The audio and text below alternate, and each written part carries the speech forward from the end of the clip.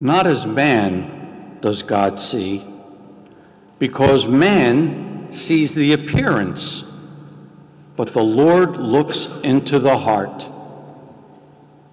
Today, the fourth Sunday of Lent, also known as Laetare Sunday. And as I said before, like Gaudete Sunday during the season of Advent, Laetare Sunday is a season of hope and joy, setting this Sunday to a bit of a different tempo than the other Sundays of this holy season.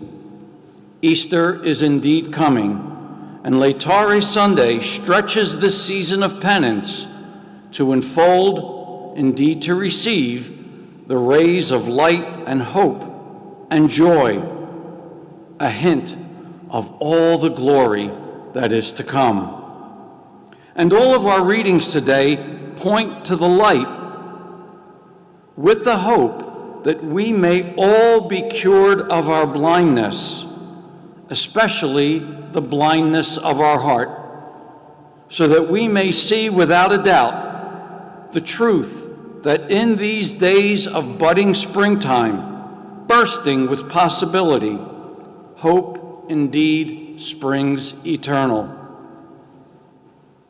Yet, at the same time, our readings address different forms, different levels of blindness, and the potential consequences of letting the light in and seeing. The truth is, sometimes in the light, we might not like what we see, or we, worse yet, might find ourselves with others not liking what we see, and we therefore might even be ridiculed or ostracized because of what we see in the light. I'm reminded of one of my favorite Bruce Springsteen songs, I Wish I Were Blind.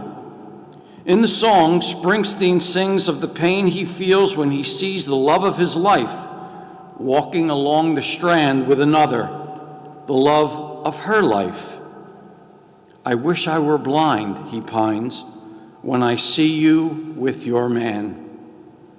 All of us would agree that seeing is a gift, but I think a common human experience is that there are times when we see things we wish we didn't, whether it be the reality of beholding a love that can never be ours, the reality of war, the reality of seeing someone get what we believe we deserve, and maybe even more to the point of the gospel, seeing a situation that we wish we didn't see, but simply cannot ignore, or seeing the reality of our own sinfulness. I am reminded of another lyric, this one from the title track of the recent Elton John Brandi Carlile collaboration, Who Believes in Angels? They melodically put right out there those epiphany moments when life circumstances crush our denial, when they sing, sometimes honest is being caught inside a lie. Then they confess, I have been there. Man, I have been there. Perhaps we all have been there at one time or another. The truth is that oftentimes seeing the light will put us eyelash to eyelash with the cross of Christ. In fact, I'm going to push the proverbial envelope. If, from time to time, stepping into the light and seeing does not put you eyelash to eyelash with the cross of Christ, then there's still a blind spot that needs healing. The Pharisees in today's gospel, and in just about every appearance they make in Scripture, are good examples of the proverb rooted in the book of the prophet Jeremiah. There are none so blind as those who will not see. Jesus heals the man born blind on the Sabbath, and just as in the instance where Jesus heals the man with the withered hand on the Sabbath, the Pharisees are lurking to see just how they could entrap Jesus. But Jesus, who sees into their hearts, and by the way, mine and yours as well, he reminds the Pharisees, who see the letter of the law but are blinded to the spirit of it, that the Sabbath was made for man, not man for the Sabbath. They have eyes, but they surely do not see the truth, that showing compassion and extending healing is precisely what observing the Sabbath is meant to enable us to capture. Surely we are not also blind, are we? They ask.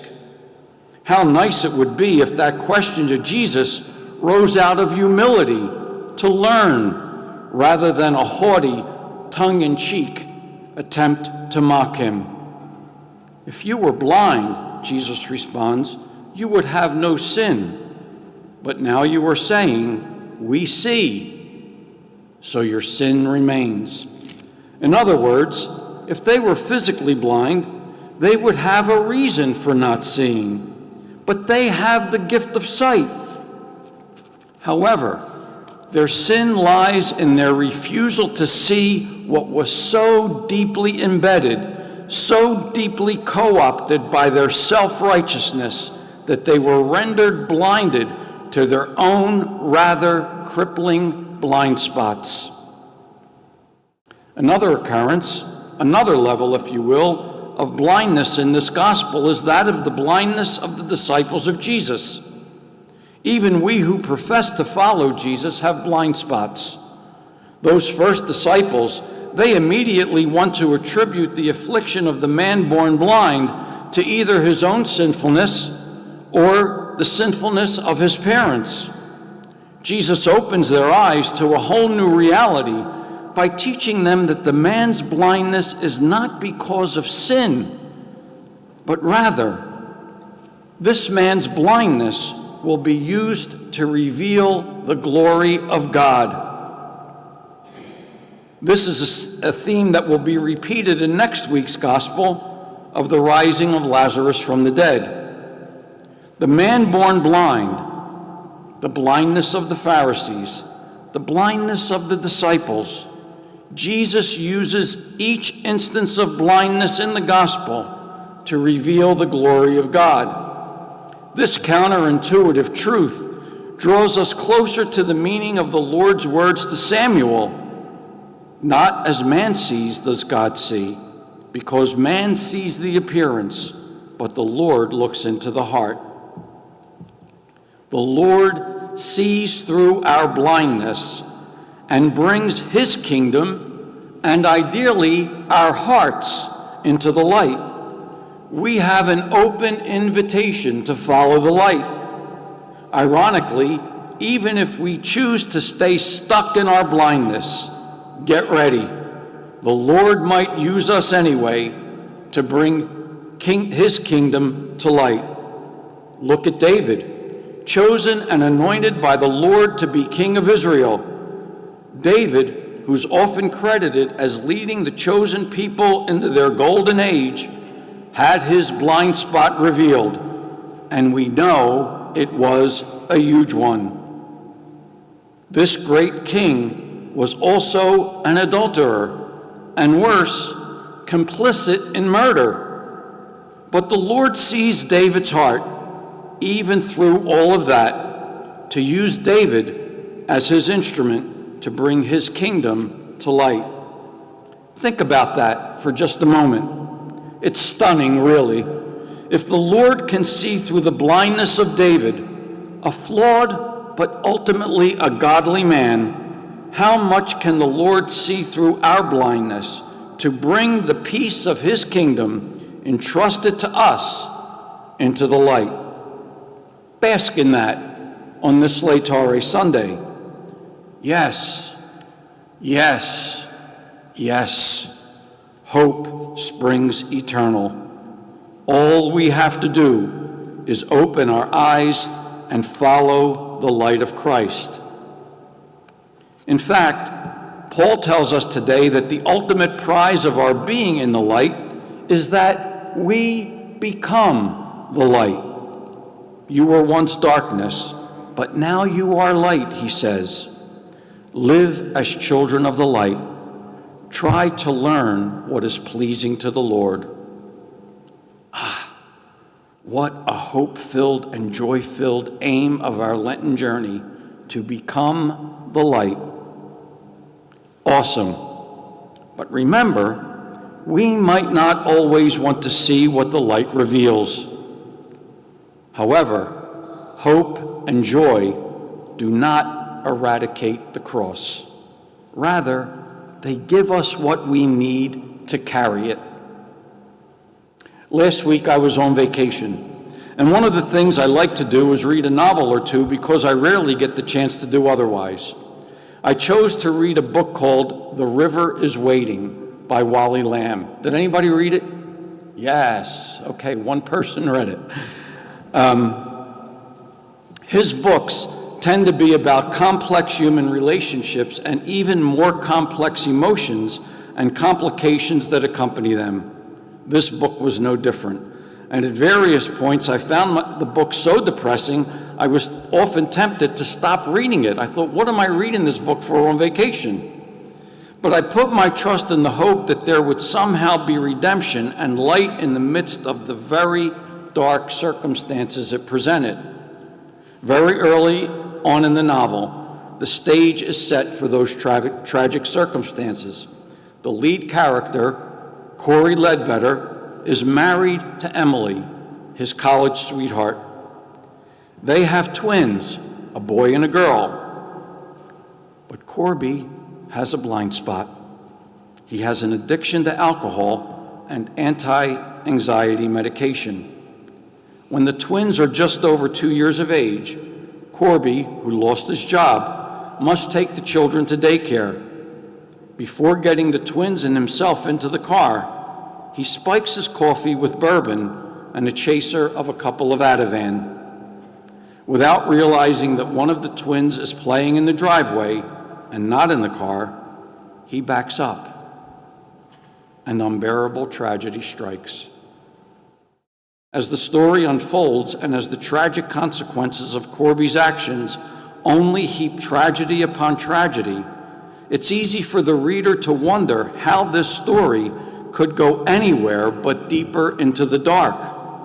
And you might wonder, why in the world is Father John bringing the story of Corby into this homily that's supposed to be about the blindness of our hearts being illumined by the light of Christ? Well, because I think it's a great example of what my life, your life, might look like when there is no other way out of the darkness than to confront our own sinfulness and the stark realization that sin carries with it its own penalty. Indeed, sometimes honest is being caught inside a lie. But that's where the road to redemption begins. The River is Waiting, I believe, is a modern-day parable of the possibility for all of us to turn away from darkness, to go into the light and stay there, no matter what we see. Or as St. Paul alludes to today, of exposing into the light of Christ our blind spots. Friends, with the light of Christ, hope, love, and redemption can and will prevail over even the most difficult circumstances of our lives. Sometimes it might seem like it takes forever or even a lifetime to get there. It surely took a long time in the life of King David, and for that matter, for St. Paul and even for Moses. As we move closer to the Passion of Christ, we will see that it even takes a long time in the life of St. Peter. But forward we go, looking for the light in this season of Lent, only to rely on the grace of God to stay there, to stay in the light. But here's the really good news of Laetare Sunday. Even if we don't stay there in the light, God does. And God calls us back over and over and over again. Thankfully, not as man sees does God see, because man sees the appearance, but the Lord looks into the heart. He looked into the heart of David. He looked into the heart of St. Paul, into the heart of his disciples, and even into the heart of the Pharisees. Today, Jesus looks lovingly through our blindness into my heart and your heart. Hope, you see, springs eternal.